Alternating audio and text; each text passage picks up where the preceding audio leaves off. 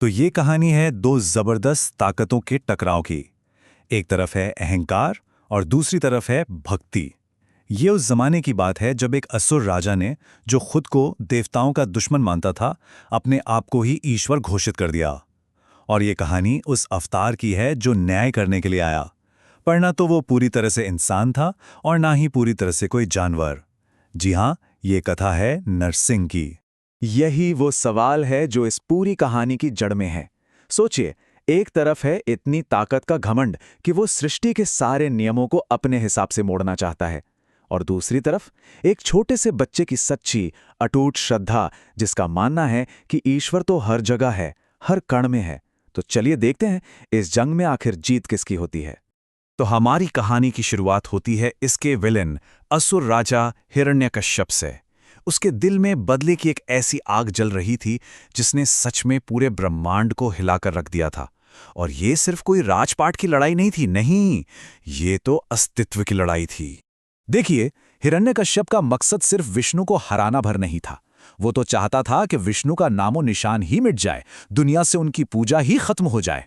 उसकी जिद ईश्वर को चुनौती देने की थी। वो खुद को ईश्वर से भी बड़ा साबित करना चाहता था।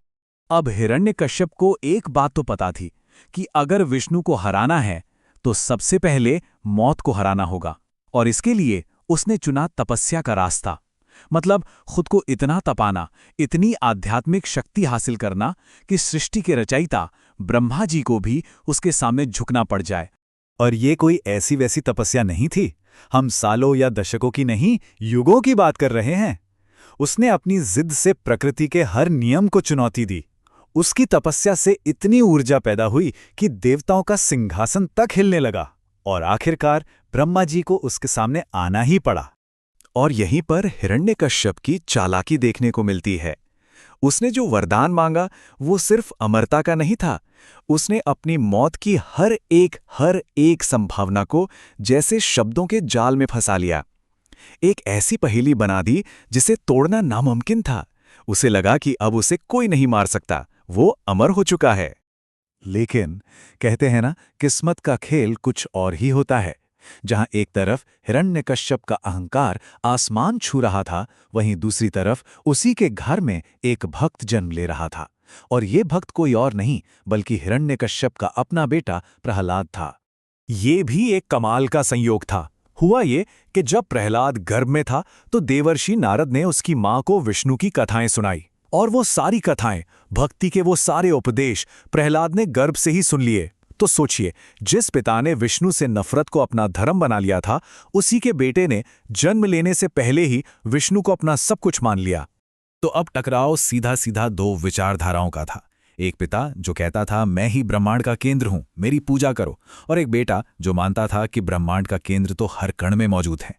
जाहिर है ये टकराव अब टल नहीं सकता था।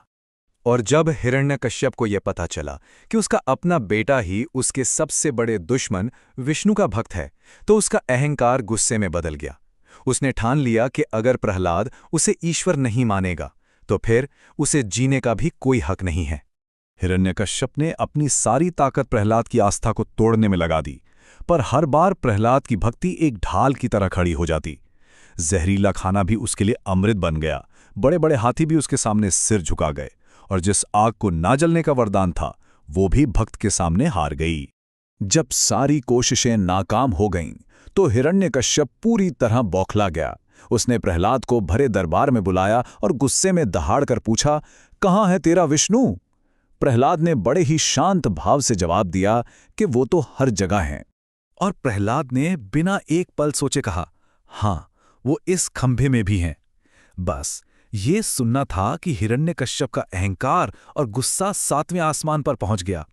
अपनी ताकत के नशे में चूर उसने अपनी गदा उठाई और पूरी ताकत से उस खंभे पर वार कर दिया। और फिर जो हुआ, उसने अहंकार के पूरे साम्राज्य को एक पल में तहस नहस कर दिया।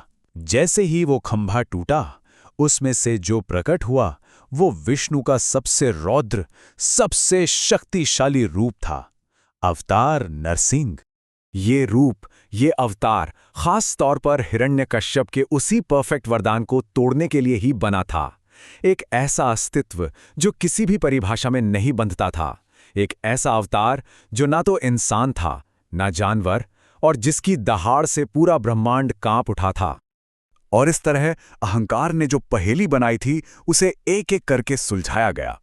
समय था शाम का, जो ना दिन था न रात। जगह थी महल की दहलीज, जो ना घर के अंदर थी न बाहर।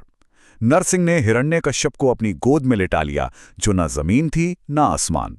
और आखिर में उन्होंने अपने तेज नाखूनों से उसका अंत किया, जो कोई हथियार नहीं थे। न्याय तो हो गया था, पर नरसिंह का क्रोध वो इतना प्रचंड था कि शांत होने का नाम ही नहीं ले रहा था। यह सिर्फ एक असुर को मारने का गुस्सा नहीं था, ये तो ब्रह्मांड में धर्म को फिर से स्थापित करने का आवेश था। हालत ये थी कि देवता भी उनके सामने आने से डर रहे थे। और तब सबने देखा कि जिस भक्ति में ब्रह्मांड के सबसे भयानक रूप को प्रकट करने की शक्ति थी, उसी भक्ति में उसे शांत करने की ताकत भी थी। प्रहलाद बिना डरे उनके पास गया, उनकी प्रार्थना की, और देखते ही देखते नरसिंह का वो भयानक क्रोध करुणा में बदल गया।